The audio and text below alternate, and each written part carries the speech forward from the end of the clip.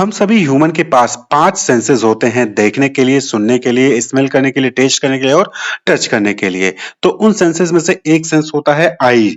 आई क्या है? जिसके ज़रिए हम जो है अपने आस-पास की चीज़ें, कलरफुल चीज़ें, ये सारी चीज़ें हम जो है देख सकते हैं। The human eye is one of the most valuable and sensitive sense organ. It enable us to see the wonderful world and colour around us. लेकिन आपको पता है कि वर्ल्ड में जो डेवलपिंग वर्ल्ड है उसमें अभी भी 35 मिलियन के आसपास ऐसे लोग हैं जो देख नहीं सकते हैं, जो देख नहीं सकते, दे आर ब्लाइंड। किन्हीं ना किसी वजह से वो देख नहीं सकते। अपने एनवायरमेंट में जो कलरफुल चीजें हैं जो हम देख सकते हैं आसानी से, वो नहीं देख सकते हैं। तो ये रिकॉर्ड जो है अभी करंट के बेसिस पे है कि 35 मिलियन पीपल के आसपास जो है डेवलपिंग वर्ल्ड में वो ब्लाइंड है, और उनमें से मोस्ट ऑफ देम जो है उनको क्योर किया जा सकता है, यानी कि उनकी आईसाइट वापस लाई जा सकती है। Most of them can be cured through corneal transplantation, जिसको हम केराटोप्लास्टी भी कहते हैं। जो कि क्या होता है कि जो लोग अपनी आई को डोनेट कर देते हैं तो उनकी जो कॉर्निया होती है उसको ट्रांसप्लांट कर दिया जाता है, जिसकी खराब होती है। तो अप्रोक्सीमेटली 4.5 मिलियन पर्सन जो है वो कॉर्नियल ब्लाइंडनेस की वजह से नहीं देख पाते हैं, और उनको जो है क्योर किया जा सकता है। तो यहाँ पर कुछ इस तरीके से जो है जिसकी कॉर्निया खराब होती है उसको इस तरीके से होता है, और जब ट्रांसप्लांट कर दिया जाता है तो कुछ इस तरीके से उसकी आंखें हो जाती हैं। क्लियर? तो 60%, अब ये जो 4.5 मिलियन पर्सन हैं जिनको कॉर्नियल ब्लाइंडनेस की वजह से जो है प्रॉब्लम आ रही है और उसको क्योर किया जा सकता है, उसमें भी 60% बच्चे हैं जो 12 की एज से कम है। यानी 60% of these 4.5 million people are younger than 12। 12 साल से कम की उम्र के बच्चे ऐसे हैं जो कि कॉर्निया ट्रांसप्लांटेशन के होने की वजह से उनकी आईसाइट वापस आ सकती है।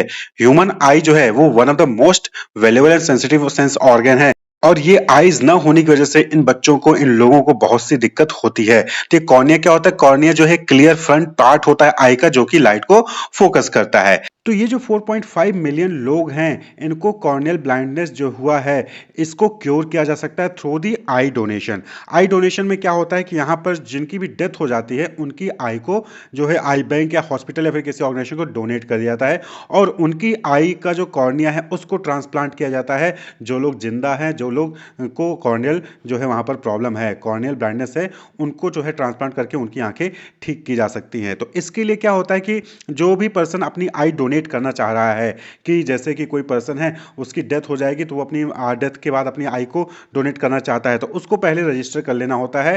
तो वो जो है अपने आस के पास की जो भी आई बैंक है, हॉस्पिटल या फिर ऑर्गेनाइजेशन है, वहां पर जाकर कंसेंट फॉर्म होता है, उस कंसेंट फॉर्म को फिल करके वो अपने आई डोनेशन के लिए वहां पर रजिस्टर कर लेगा।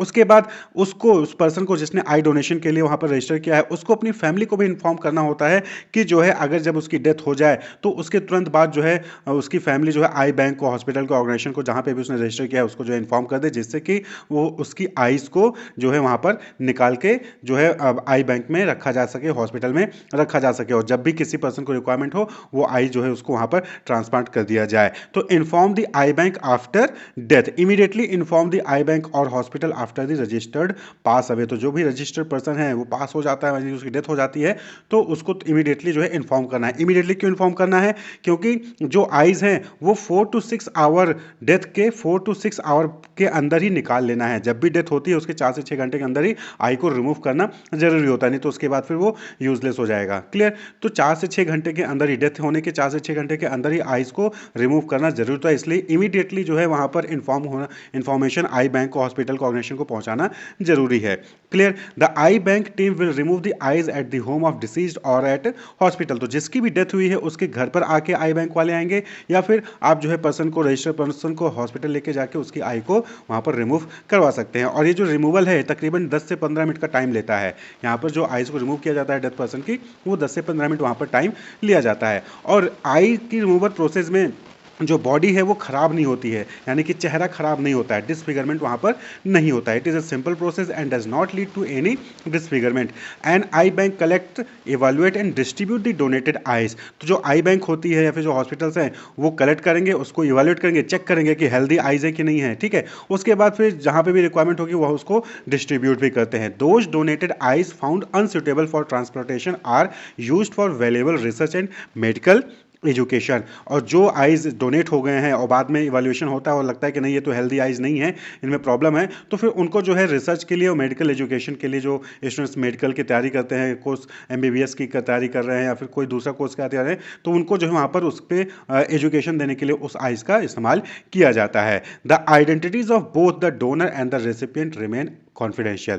तो जिसने डोनेट किया है और जिसको लगाया जा रहा है, जिसको ट्रांसप्लांट किया जा रहा है, दोनों की आइडेंटिटी वहाँ पर जो है कॉन्फिडेंशियल होती है। किसी को ये नहीं पता चलेगा कि किसने दिया था और किसको लगा है। तो ये चीज़ आपको ध्यान रखना है कि one pair of eyes give vision to up to 4 corneal blind people, यानी कि 4 पीपल जिनको कॉर्नियल ब्लाइंडनेस है, अगर कोई एक पर्सन जो है अपनी पेयर ऑफ आईज को डोनेट करता है तो 4 लोगों को वो जो है रोशनी दे सकता है। अब बात कर ले कि हु कैन डोनेट, कौन डोनेट कर सकता है। तो eye donor can belong to any age group और जेंडर। आई जो है कोई भी किसी भी एज ग्रुप का हो, किसी भी जेंडर का हो, मेल है फीमेल है, वो डोनेट कर सकते हैं। पीपल हु यूज स्पेक्टेकल, यानी कि कई लोगों के मन में डाउट होता है कि मैं तो चश्मा लगाता हूं, मैं डोनेट कर सकता हूं नहीं कर सकता हूं, तो नहीं, अगर आप चश्मा लगाते हैं तो भी आप डोनेट कर सकते हैं। Those operated for cataract, cataract का अगर ऑपरेशन हुआ है उसके बाद भी आप जो है डोनेट कर सकते हैं। जिनको डायबिटीज की प्रॉब्लम है, जिनको हाइपरटेंशन की प्रॉब्लम है, किसी भी ब्लड ग्रुप के, यहाँ पर ब्लड ग्रुप मैटर ही नहीं करता, आप किसी भी ब्लड ग्रुप के हो आप डोनेट कर सकते हो। अस्थमा पेशेंट हैं वो भी डोनेट कर सकते हैं। और वो लोग जिनको कोई भी कम्युनिकेबल डिजीज नहीं है वो भी अपना आई डोनेट कर सकते हैं। कम्युनिकेबल डिजीज का मतलब क्या हुआ कि जो फैलता है एक से दूसरे को, तो जैसे HIV, हेपेटाइटिस, टीबी, ये अगर डिजीज नहीं है तो आप जो है अपनी आइज को डोनेट इजिली कर सकते हैं।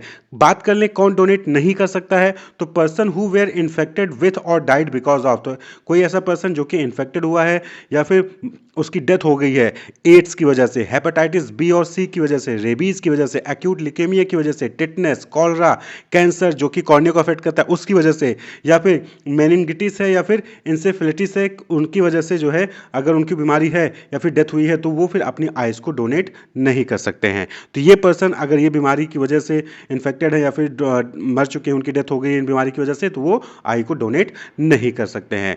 तो आई डोनेशन एक अच्छा तरीका है जिसके ज़रिए आप, यानी जो पर्सन है, लोग जो ह्यूमंस हैं, वो अपनी डेथ के बाद जो लोग ज़िंदा हैं उनको जो है रोशनी दे सकते हैं, उनकी आंखों को रोशनी दे सकते हैं, जिससे कि वो अपने आसपास को, कलरफुल चीज़ों को वो देख सकें। Wish you all the best, keep watching.